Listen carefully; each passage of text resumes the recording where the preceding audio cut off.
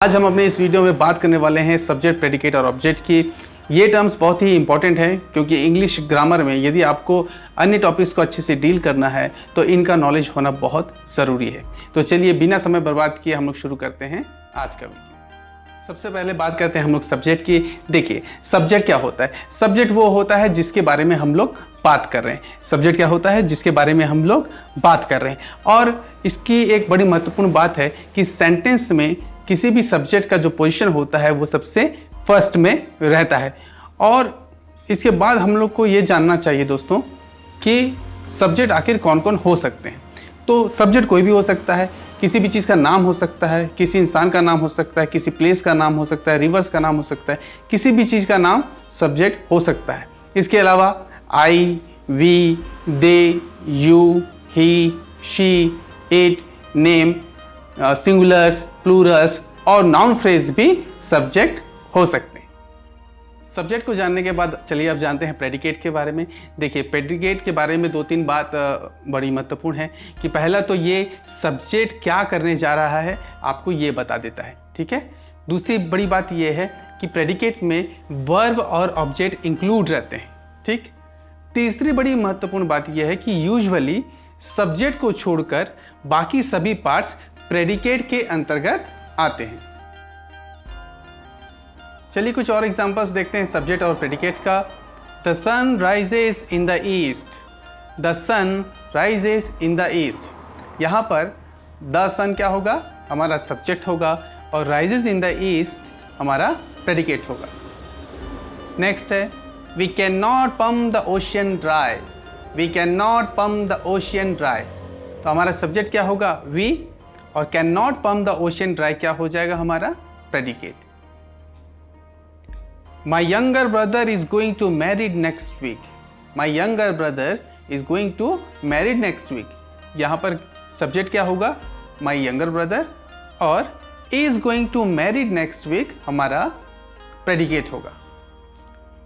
Next देखते हैं Maharana Pratap was a brave king. Maharana Pratap was a brave king. तो एक नाम है महाराणा प्रताप, ठीक है। मैंने आपको कहा था कि कोई नाम सब्जेक्ट हो सकता है, यहाँ वही नाम है। तो महाराणा प्रताप क्या हो जाएगा हमारा सब्जेक्ट हो जाएगा। वॉज अ ब्रेव किंग क्या हो जाएगा प्रेडिकेट। एक लास्ट एग्जांपल देखते हैं she has a beautiful house. She has a beautiful house, ठीक है। शी क्या हो जाएगा सब्जेक्ट और हैज़ अ ब्यूटीफुल हाउस क्या हो जाएगा हमारा प्रेडिकेट। सब्जेक्ट और प्रेडिकेट को जानने के बाद अब बारी है ऑब्जेक्ट को जानने की। देखिए ऑब्जेक्ट के लिए तीन छोटी छोटी बातें बड़ी महत्वपूर्ण हैं। पहली बात कि ऑब्जेक्ट जो होता है एक नाउन, एक प्रोनाउन या एक नाउन फ्रेज हो सकता है। दूसरी छोटी सी बात यह है कि वर्ब जो है अपना एक्शन ऑब्जेक्ट के ऊपर परफॉर्म करता है। और तीसरी महत्वपूर्ण बात यह है कि ये सेंटेंस के मीनिंग को कंप्लीट करता है। एक दो एग्जाम्पल के साथ इसको समझते हैं। ही सेल्स वेजिटेबल्स। ही सेल्स वेजिटेबल्स। यहाँ पर ही क्या होगा सब्जेक्ट होगा, सेल्स क्या होगा वर्ब होगा, और वेजिटेबल्स क्या होगा ऑब्जेक्ट होगा।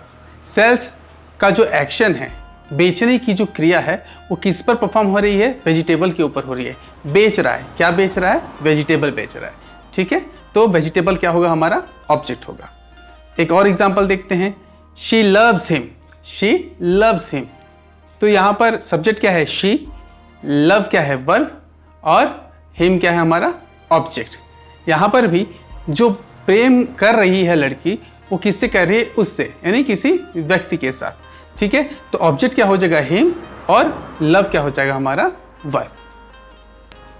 ऑब्जेक्ट के कुछ टाइप्स भी होते हैं दोस्तों, जैसे पहला है डायरेक्ट ऑब्जेक्ट, दूसरा है इनडायरेक्ट ऑब्जेक्ट और तीसरा है ऑब्जेक्ट ऑफ प्रीपोजिशन। चलिए सबसे पहले बात करते हैं डायरेक्ट ऑब्जेक्ट की। देखिए डायरेक्ट ऑब्जेक्ट क्या होता है, इसमें वर्ब डायरेक्टली अपना एक्शन ऑब्जेक्ट के ऊपर परफॉर्म कर देता है और इनके बीच में तीसरा कोई भी नहीं आता है। कुछ एग्जांपल्स के साथ इसको समझने का प्रयास करते हैं। He eats a mango. He eats a mango, वह आम खाता है। ईट क्या हो जाएगा वर्ब हो जाएगा, मैंगो क्या हो जाएगा डायरेक्ट ऑब्जेक्ट हो जाएगा। क्यों, क्योंकि इसलिए कि क्योंकि ईट का जो एक्शन है वो डायरेक्टली किस पर परफॉर्म हो रहा है, मैंगो के ऊपर परफॉर्म हो रहा है, ठीक है। एक और एग्जांपल देखते हैं, she is cooking rice, she is cooking rice. यहाँ पर कुकिंग क्या है, वर्ब है, राइस क्या है, डायरेक्ट ऑब्जेक्ट है, ठीक है। तो अब कुकिंग का जो प्रोसेस है वो डायरेक्टली इंप्लीमेंट हो रहा है किस पर, राइस पर, इसलिए राइस क्या होगा हमारा, डायरेक्ट ऑब्जेक्ट। एक लास्ट एग्जांपल देख लेते हैं, I have written many poems, I have written many poems. तो यहाँ पर रिटन क्या हो जाएगा, वर्ब हो जाएगा, और पोएम्स क्या हो जाएंगे, हमारा डायरेक्ट ऑब्जेक्ट। लिखने की जो प्रोसेस है उसमें क्या लिखा जा रहा है, पोएम्स लिखा जा रहा है। तो इतना ही है बस डायरेक्ट ऑब्जेक्ट। इनडायरेक्ट ऑब्जेक्ट में कोई विशेष बात नहीं है दोस्तों, पर इसमें एक थर्ड पर्सन या चीज होती है जो कि एक्शन को रिसीव करती है, ठीक है। आप ये समझ लें कि जिस पर एक्शन होता है वो डायरेक्ट ऑब्जेक्ट है, और जो डायरेक्ट एक्शन को रिसीव करता है वो इनडायरेक्ट ऑब्जेक्ट होता है, ठीक है।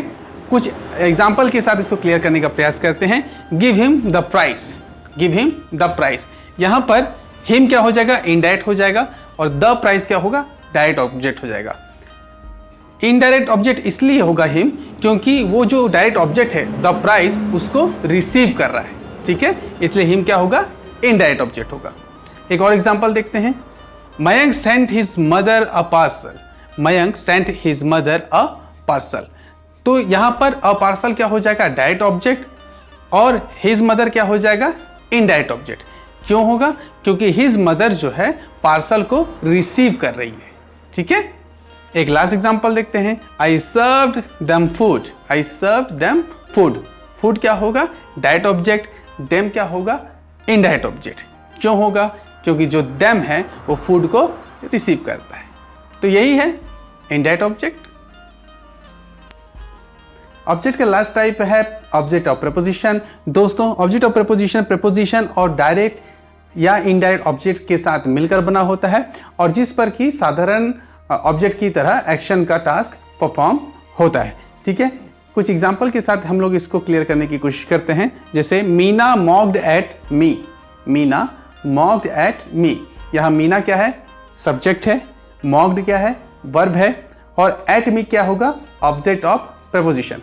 क्यों, क्योंकि मी से ठीक पहले आप देख सकते हैं कि एट प्रीपोजिशन का यूज हुआ है, इसलिए एट मी क्या हो जाएगा, ऑब्जेक्ट ऑफ प्रपोजिशन, ठीक है। एक दूसरा एग्जांपल देखते हैं, I saw him in the garden, I saw him in the garden.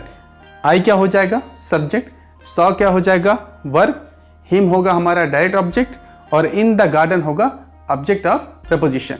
Again क्यों, क्योंकि द गार्डन के ठीक पहले आप देखेंगे कि इन प्रपोजिशन लगा हुआ है। तो साथियों इतना ही है ऑब्जेक्ट ऑफ प्रपोजिशन।